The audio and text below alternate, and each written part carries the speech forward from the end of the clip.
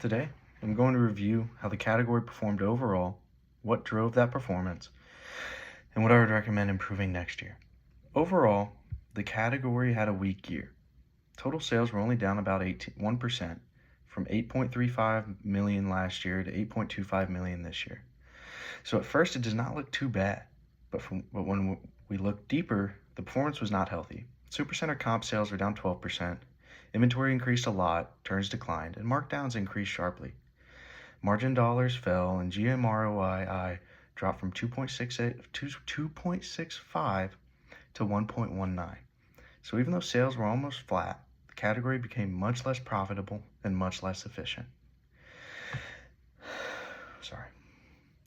The first major issue was sales quality. Total sales were only down 1%, but Supercenter comp sales were down 12%. It means existing comparable stores performed much worse than the total sales number suggests.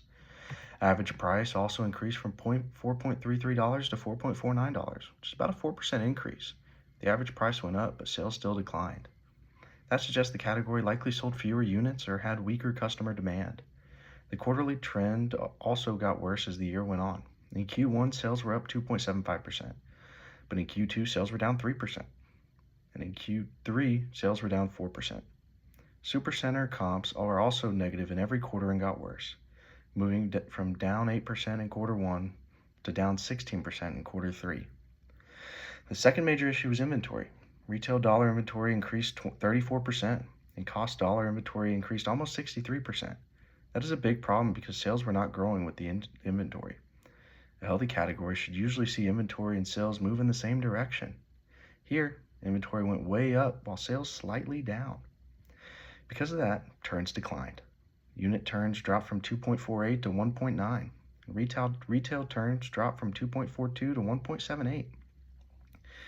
Store weeks on hand also increased from about 21 weeks to over 27 weeks.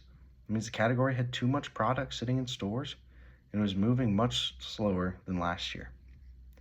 Third major problem was margin. Initial margin fell from 51.23% to 41.7%. Maintained margin fell even more, from 50.82% to 37.75%.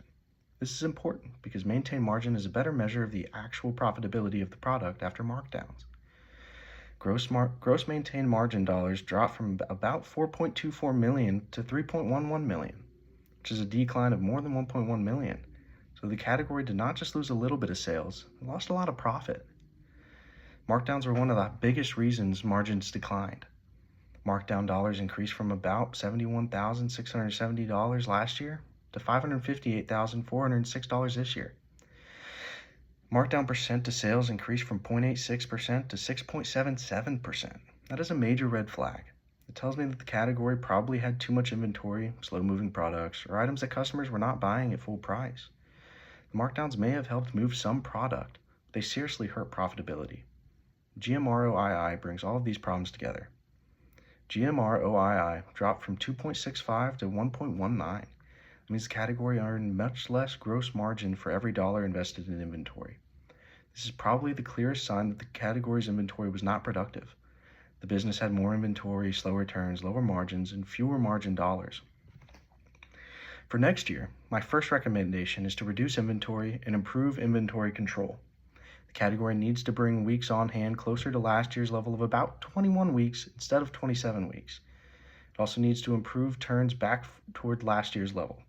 This means the buyer should slow receipts, buy less of slow-moving products, and use open to buy more carefully. My second recommendation is to fix the assortment. Since comp sales were down, turns were lower, and markdowns were much higher, the category likely had too many items that were not performing well. The buyer should identify which products created the most markdowns and which products had the lowest turn. Those items should either be reduced, replaced, or bought in smaller quantities next year. My third recommendation is to rebuild margin. Initial margin dropped by over 9% points and maintained margin dropped by about 13 points. The buyer should review vendor cost, pricing, and product mix. The category needs to avoid bringing in too many lower margin items. It should focus more on products that can sell without heavy markdowns. My final recommendation, is to manage markdowns earlier. Instead of waiting until inventory builds up, the category should identify slow sellers sooner and take smaller markdowns earlier while also reducing future orders. The goal is not to just mark products down. The goal is to prevent excess inventory from building in the first place. In conclusion, the category's sales decline was small, but the overall performance was weak. The category had too much inventory, slow returns, higher markdowns, lower margins, and a much lower GMROII. Next year, the focus should be on tighter inventory control, better assortment decisions, stronger margin management, and more disciplined markdown planning. Thank you.